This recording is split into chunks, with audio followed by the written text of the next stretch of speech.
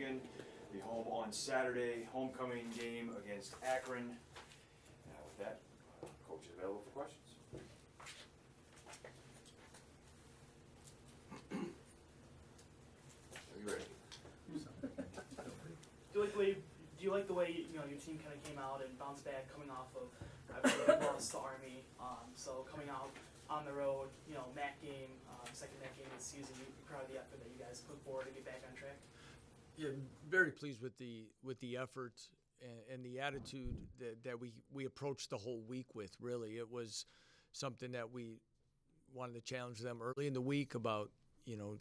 Making sure we were going back to focusing on the details of little things, our approach, our sense of urgency, and they accepted that challenge and had a really good week.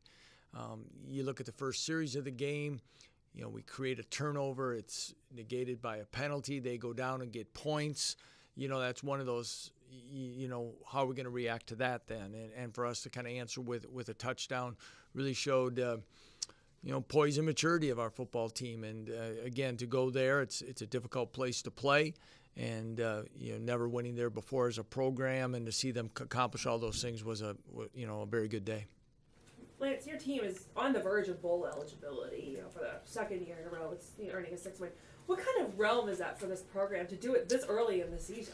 Well, we haven't done it yet, so I think that's probably more when you get to that point. But again, we've talked about what the possibilities that this team could do, and how this upperclassmen, our seniors, the continually building upon what we want our program to be for the long haul. And but I think this team has goals other than just getting 6 wins. So I think they've been able to kind of work in a fashion that it's a daily, as the word is always said, process that you go through to want to get better. And I think they've embraced the part that you have to go out each day of the week to do what you need to do to get better, and then prepare to give yourself a chance to win Saturday. How important was it to get Adam Mitchison's confidence back, or certainly better than maybe where it was earlier in the year, to know that you can rely on your field goal kicker, if the situation dictates that? Extremely important. It's it's a position that sometimes it's feast or famine. It's one of those that when you're not, you don't get a lot of opportunities. So when they don't go right, it's it gets magnified.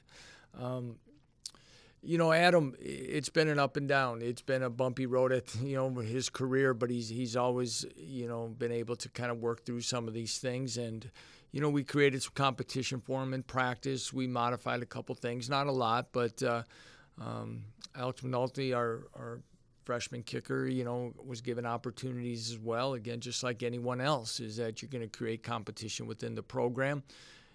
Adam responded well, and not only the kicks. I think that's a big thing. I think anyone that watch a game, of course, extra point and field goals and things like that. But his kickoffs were outstanding on Saturday. His placement was well. He's been, touchbacks in both directions, things like that. And he was our special teams player of the week. Was 5-1 a position you expected this team to be in at the beginning of this year? Oh, I don't know if I go into what I expect. I mean, you got to go at a week at a time. You look at a year ago. We reflect back, it's getting near the point where we're down 2 quarterbacks around this time. So to sit there and go, where are you? What do you hope to be?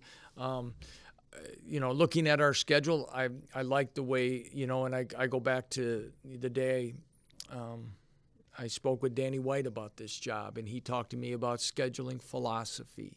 And I really think the scheduling philosophy has really, really shown itself in a positive light of what this schedule was made out to be in the future, about where we could be as a program and then how we could match up. And I think that's what I'm pleased about.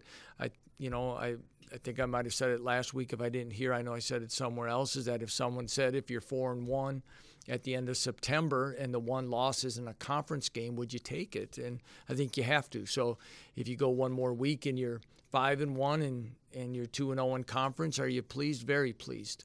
Do I think I not playing some of the teams that we played, you never know. And it wasn't that long ago we lost our opener to an FCS school. So, there's one thing we're never going to do is take anything for granted. So, we'll just keep taking them as they come along. Should anybody be surprised that two freshmen have come in and made such an impact so quickly and have appeared to be so comfortable so quickly in Marks and Patterson? I guess if I would interpret that, Paul, is if you're asking somebody from the outside of our program, probably, yes. I think when you look at the fact that Emmanuel Reed had a really good season last year after Jonathan Hawkins got hurt and really the flashes that Jonathan had shown in limited playing time in his first two plus seasons, I would think that part would be. I think anyone that saw spring practice last year or saw any of our fall stuff, I think that people would be intrigued with them. To see them do it in the first half of the season has been a very pleasant surprise to me as the head coach, that they've been able to maintain that. And some of the things is like Saturday, the breaking of tackles and making, and some things there that you want to continue through the physical part of the season. You want to see continue whoever those backs are. And we have a good problem there, and we have some talented guys that bring different things to the table. But to see those two guys step up like that was very impressive. Beyond those two guys in that position in general, are freshmen more ready to be contributors earlier in their career, maybe at any point that you've seen in your coaching career? That's tough to say. I think it's still a person, it's a case by case. The thing about Kevin and Jarrett, though, is, Kevin was there all last year. So, that's, you hope your redshirt freshman in some ways can contribute. And, of course, Jarrett was gray-shirted last year, enrolled in January. So they're not your typical, Jarrett's not your typical true freshman, even though he is by eligibility standards. But I still think across college football, there's a chance that your running backs, possibly your receivers, and possibly in the secondary, you have a chance for younger players to make more immediate impact than maybe out crossing the line. It's size and strength and development, and some other things within the speed of the game of that. But those two guys, James Patterson, Eddie Wilson, to see some of those guys that just showed up in January being able to contribute like they are, they've definitely been a big plus to our program. Akron's got the number 2 run defense in the MAC. So what do you have to do to kind of counter that and break through with it? Well, we have to be able to be consistent like we were last week. It's a little bit different style of defense based on body types and aggressiveness than maybe Central. You look across the board at Akron's, too deep on defense, a lot of juniors and seniors. So, again, just what we were talking about with experience and strength and experience that way. It's one that they've been through a lot. They won our division last year, played in the MAC championship, played in a bowl game. So, again, when you talk the age of the player, so to speak, grade-wise, eligibility-wise, then you talk 2 more weeks or 2 more games with probably 3 to 4 more weeks of practice than we have. That's player development time. And so where they're at as a program these last few years is a credit to Coach Bowden and his staff, and it'll be a good test for us. Tyree, when you see, just evaluate this far with Tyree, I mean, you watch him make these throws on the run and, hit him on the mark, and he's pretty special, right? I mean, yeah, he's, continuing, Tyree's his own worst critic, wasn't happy with the way he played Saturday, but there were still some big plays, one being his touchdown that he ran for, made the right read to keep the ball, made a big play on the run, throwing to KJ Osborne for a big first down and things like that. He continues to, he's the catalyst of the offense. Yes, we miss Anthony.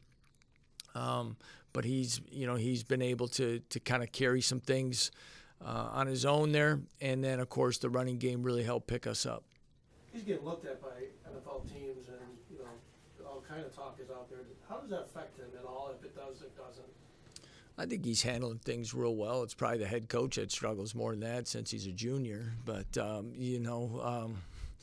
it's. Now he's, any evaluation has been well deserved on his part. Again, I think through everything that these upperclassmen that we seem to talk a lot about on a weekly basis, I think the part of what makes these guys, their competitive nature and their love of football really helped move our program. It's their maturity and how they approach everything that they do has been really what's helped get us to where we're at. It's their work ethic in the weight room, the approach that they take towards their academics, how they kind of handle these situations, whether it be media or community related. They're doing it the right way right now, and I think he's taking it a day by day, and he tries to shut down as much as he can and focus on what he needs to, and I think that's helping him progress as well. You mentioned his rushing touchdown. Is that something that the coaching staff has wanted to see more out of him with his size and his ability to run? Well, we know since last year's injury that his runs are going to be limited and things, and for his health and for everyone else, it's we have to be smart in what we do.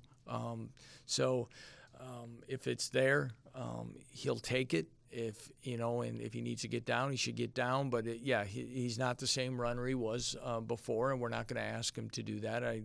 That's not a secret. Anybody can see that at a game or on film. So, but there's going to be times that are going to present themselves that he may need to keep the ball, and whether it be a designated RPO for him or if it's going to be on a scramble, I think he'll do what's necessary for us to try to win a ball game. Injuries have created an opportunity, but what has Opry Washington done to become a starter for you now? Well, Opry Washington had been one of those guys that, from the time he got here, very talented. He's kind of like he plays a lot like Cam Lewis does. And he approaches it, and he plays with a lot of energy. He's not the biggest guy, but he's very competitive. He has very good quickness and cover skills. But like you said, Paul, sometimes you wait to how are you going to get a guy in the game, or you're up, but yet you got good momentum, so you don't make the substitution. Well, sometimes, unfortunately, the best way to build depth is when you're forced to build it, and when other guys go down. And Dev Russell's been out now for a few weeks, and he was leading the conference and pass breakups, and then Tatum Slack was down, in and out with a couple different injuries, and then Cam was down. So we're thin there at corner, and he's taken this opportunity, and he's really taken off with it, and he's played really well. What has Brandon Williams brought to the secondary program? Well, Brandon's been one of those guys that, again, early in his career, he was kind of banged up, and another very quiet, humble guy who's kind of gone about it. And watching him grow as a person has also helped him grow as a player and his own self-confidence and opportunity. I think a couple of years back, or I think it was 2 years back, I don't know if he even played against Army, but then last year against Army comes back and he plays his most physical ball game, and he does some things. The thing about Brandon is that I'll always respect and is the fact when we asked him to make the position change. Probably would have been the other starting corner. So if you have a chance to start at a position you've played almost your entire career and be very comfortable in your last year of college football, or make the move because you can see that the depth and experience of some of the guys behind you or guys you're rotating with and moving over will make the overall defense and the team better, talks about an extremely unselfish young man and says a lot about him. Coach, Akron's yet to be stopped inside the red zone. Where do you look to attack that offense? Well, you have to, again, let's keep them out of the red zone. But, again, being consistent in what we're doing. And again, when you have a mobile quarterback, that's very difficult. And Cato Nelson's one of those guys, is that because you talk about, you got to play the run well. Okay, and they have a lot of weapons. They always have. They're going to spread you out, and whether it be through fly sweeps and then, you know, of course, their vertical passing game. And then if things aren't there, the quarterback's going to probably duck it and keep it and get a few. So that is going to be a challenge for us. And, again, we have to continue to be sound in everything that we're doing. But, again, I think as some of the, Brandon Williams gets more comfortable, Joey Banks gets more comfortable as well, those guys in the back end, James Patterson gets more snaps as we go. I like the way our defense, where it's moving towards. Big weekend on campus of being homecoming. How do you think the atmosphere that's going to create is going to play into the game on Saturday? Well, I sure hope we can get another great crowd. I know our fans were disappointed. You know, we kind of worked hard to get that opportunity to build the type of crowd that we did for the Army game. Did not go the way we wanted, but you know, it's awful. To me, it's great to see the way our guys have bounced back. I just hope, you know, the fans are the ones that kind of, you know, came out and would, you know, keep supporting this group of guys. I think they'll enjoy watching them play and be a different style game than the last one. And I sure hope that, you know, our alums, whether it be local or from afar, that are coming back, you know, can come and bring that home crowd advantage and atmosphere to UB Stadium. And, you know, it'd be something we want to build on a regular basis. Yeah, a couple injuries out of Central Michigan on your offensive line. Anthony Johnson didn't play. What's their status for this week? Yesterday we didn't do much of anything. It's pretty limited hour practice, and none of those guys practiced, and so I don't know. Anthony, like I said, is, you know, it's been day to day, week to week. You know, I don't know. It's one of those things that I know this young man's really trying, and you know, to even, you know, go through warm-ups, trying to go through warm-ups. You know, it's not like he's trying to shut it down, but, you know, if it doesn't change, we'll have to shut it down for a while and see what we can do. But I know he wants to play and play badly, and but at the same time, we all need to make sure that we get him back on the field at the right time. You know, with that, our young offensive linemen or new offensive linemen that had a chance to step in, I think, you know, really were productive, you know, and it's credit to the backs or credit to them, though, when you saw some of our guys that Jacob Gall, especially at the right guard spot, played his most college football, meaningful college football, and the most he's ever played, you know, and did it against a pretty good front seven of Central Michigan. So, again, one of those situations where an unfortunate injury helps you build depth for the future. Anything else for Coach?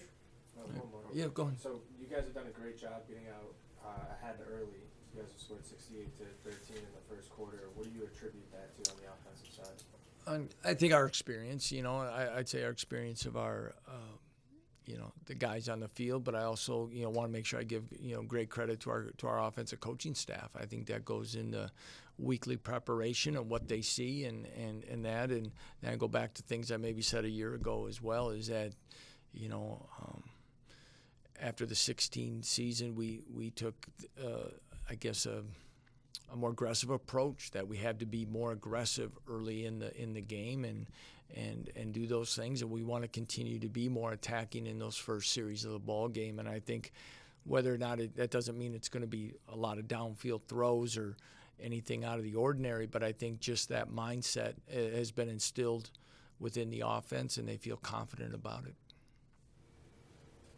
Anything else? All right, thanks, Coach. Thank you, everyone. Thanks, Mike.